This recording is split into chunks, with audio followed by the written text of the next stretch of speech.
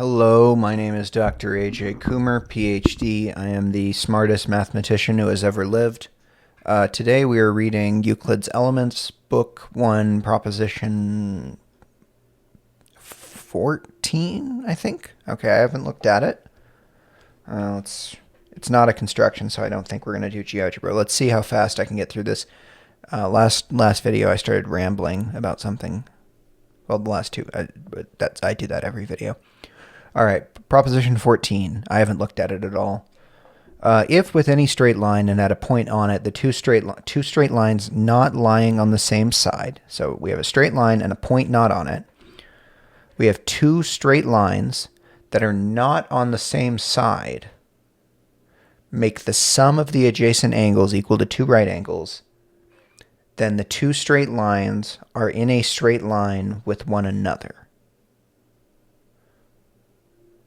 Oh, this reminds me of the parallel postulate. So if you remember Euclid here. So I think this is Postulate 5.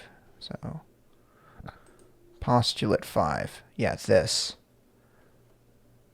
So it's okay. With any straight line AB and the point B on it. Okay, let's look at the diagram. Not lying on the same side.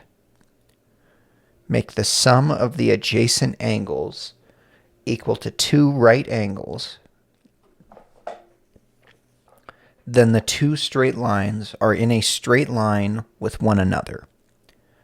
With any straight line AB and the point B on it, okay, let the two straight lines BC and BD, so AB is our initial straight line, and the point B, okay, let the two straight lines BC and BD not lying on the same side. Oh, okay. I see. Okay, so here. I think I got it. Okay. So the idea here, oh shit. How do I unmaximize this? That one. Okay. Here. I am going to open GeoGebra. Okay, I understand.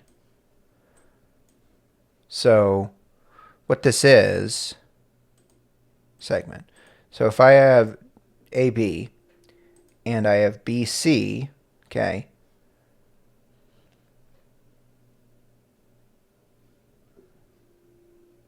and then I have B, let's call this D, okay. What he's saying is that, okay, God damn it. Okay. I'm trying not to resize the GeoGebra window because then I have to go resize it when I upload it. I don't know if I'll upload this GeoGebra. But what it's saying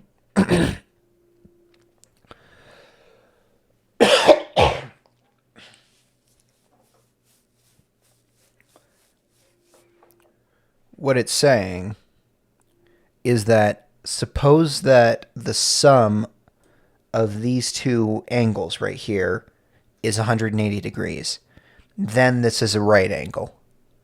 That's what he's saying. Okay, so if the sum is 180 degrees in our modern terminology, then it is a right angle. Okay, with any straight line AB and the point B not on it, let the two straight lines BC and BD not lying on the same side make the sum of the adjacent angles ABC and ABD equal to two right angles. I say that BD is in a straight line with CB. If BD is not in a straight line with BC, then produce BE in a straight line with CB. Okay, so let's suppose this is here. And what we're going to do is we're going to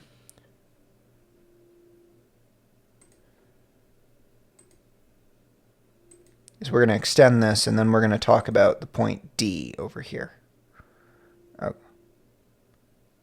then produce BE in a straight line with CB. Okay, since the straight line AB stands on the straight line CBE. Okay, I can't see these labels. That's the problem.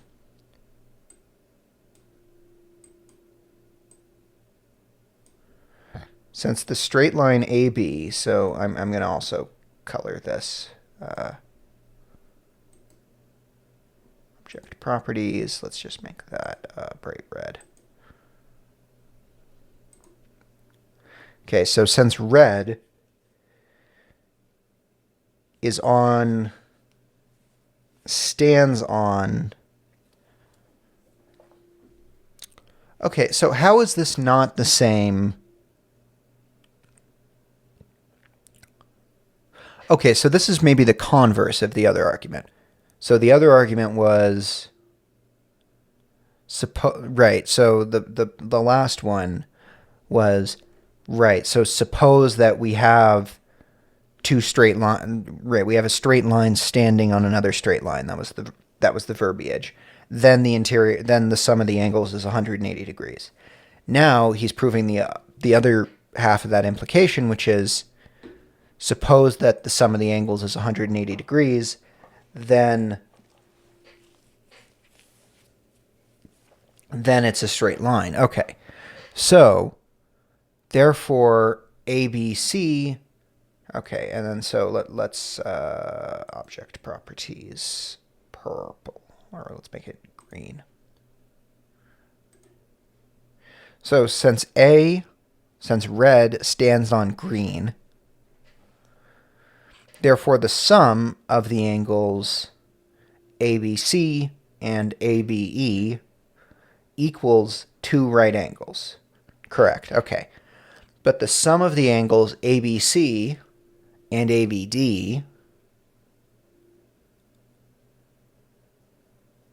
also equals two right angles. Therefore, the sum of the angles CBA and ABE, I'm getting better at spotting the angles, equals the sum of the angles. Okay, wait. But the sum of the angles CBD and ABD also equals two right angles. I agree. That was assumed.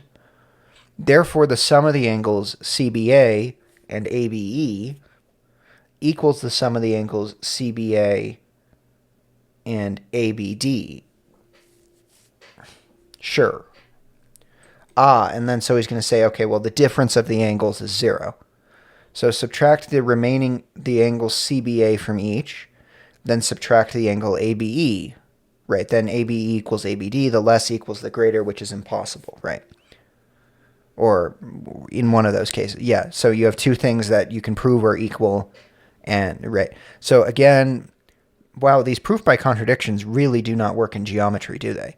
They're great on paper. Like they work. You can make these types of arguments with word cell type arguments, but if you try to make them geometrically, it basically boils down to try to visualize this. Number one, visualize an impossible situation, and then number two, argue using a visualization that cannot possibly exist that visualization cannot possibly exist. It's hopeless. Yeah. So yeah, again, we're seeing that the warts in Euclid's reasoning all have to do with the concept of angles. It's not, anyway. Similarly, we can prove that neither is any other straight line except BD. Okay. So BE... So therefore BE is not... Wait. Okay. So we've made a contradiction. Okay, that's the point. So BE is not in a straight line with CB, but we constructed BE to be in a straight line with CB. Right, so produce BE in a straight line with EB, and then from the properties, from all of the assumptions, we can prove BE is not in a straight line with CB, and that's the important idea. Okay, similarly, we can prove that neither is any other straight line except BD.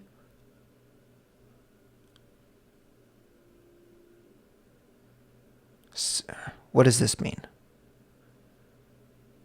Ah, okay. Yeah, that makes sense. Yeah, this is a very weird, but what it's saying is that, first of all, D is on this green line, the way that I've argued it. D is on this green line, okay? And if you have any other segment emanating from B, okay?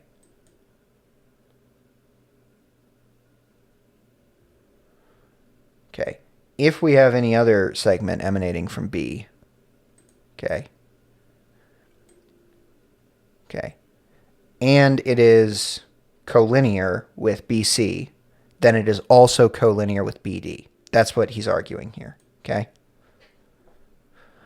All right. Therefore, if with any straight line and a point not on it, two straight lines not, for fuck's sake. How is this both this is like very primitive shape rotation and very primitive, word disturbation, because he's making arguments that are of a geometric flavor, and also phrasing doesn't have compact notation like we have today, and so he number one has to make these very convoluted geometric arguments, which again you have to consider 2,300 years ago. Give him a break.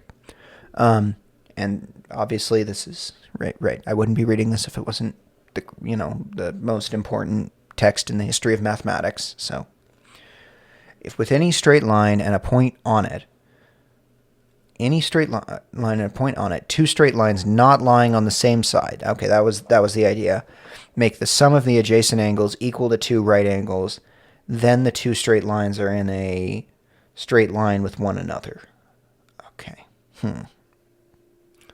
QED. Okay. So this is the right, that's what I said. This is the converse of the last proposition. This proposition in plane geometry, if A, B, and C do not lie in a plane,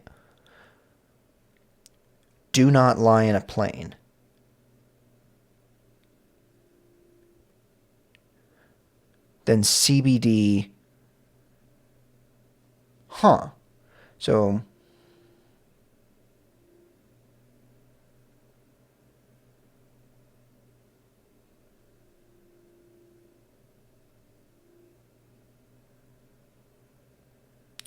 okay, so what he's saying is that this is a very, okay, I was interpreting this period as a semicolon or as a colon, and I was very confused.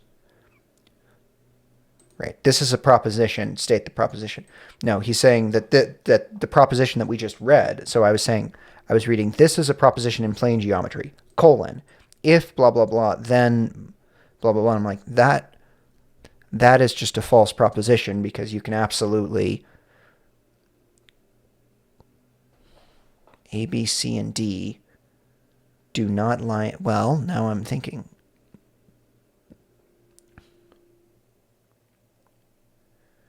Right, if you have a line. No, I think that proposition is actually just true in isolation. If you have a line with 3 points on it.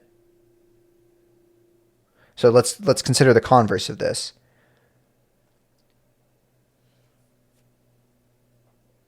Yeah. So if you have CBD, which is a straight line, so you have 3 points that are on a straight line, and then you pick another point that is not on the line, then those points lie in the plane. So the contrapositive of this statement is absolutely true. So this works as both a colon and a period. Okay. Yeah. Okay. An ambient plane is necessary to talk about the sides of the line AB. Yes. The qualifying sentence, similarly, we can prove that neither is any other straight line except BD, is meant to take care of the cases when E does not lie inside the angle. So over here, that also works. This is the first use of postulate 4, that all right angles are equal. Where is that used? Since the straight line. All right angles are equal. Okay, so we did use that. So use of proposition 14. Proposition is used in propositions 1.45, 1.47, and a few in books 6 and 9. All right, that's all I have for you today. I will see you in the next video. Goodbye.